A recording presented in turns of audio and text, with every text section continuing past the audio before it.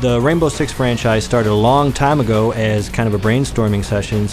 Tom Clancy and a group of individuals had decided that they wanted to start getting into gaming. As such, they wanted to create a franchise that was based on realism, but they also wanted to keep it fun and game-oriented, so they decided to go with a first-person squad-based shooter scenario, which lent itself perfectly to the Tom Clancy universe.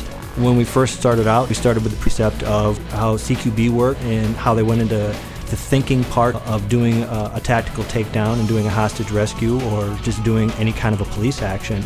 Rainbow Six was Action Game of the Year when it first came out. A whole bunch of people out there who wanted something that was based a little bit more in reality, and Rainbow Six grabbed that fan base and drew them in. If you look at the first iterations of the franchise, it's very much based in tactics. There's a huge planning element that's involved in it. There's a lot of stealth-based gameplay, and we stick with those and we keep bringing those back in. But you've noticed the introduction of a lot more action. I think what most excites me about the Rainbow Six franchise is the squad combat. I like working with a team and not just a run and gun game where you're by yourself.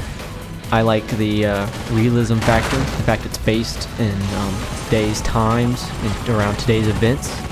Lockdown is the latest installment of the Rainbow Six franchise, and I think this one is going to be an interesting take on things. You get a lot more options that you can do now than you could before. And in the old days, you know, you had a whole planning phase that you had to lay out. Some people really got into it, but for most people, they wanted a more immediate approach. And that's what I think Lockdown does very well, is that you can do that same sort of level of planning, but you can do it on the fly. So that allows us to make it more exciting for you, as we can throw things your way that you're not going to be prepared for. When making a game and you're trying something new, you always face the problem of how do you keep the people that loved your game before.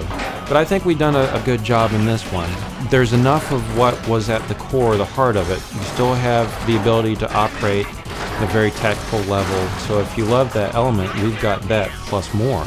It makes you think twice before you do stuff, and I think that's really always been the catch that people enjoy about us, is that we have an element of suspense in the combat, and you know, that's where the fun is. You know you're doing a good job if you can make someone's palm sweaty and they drop the controller.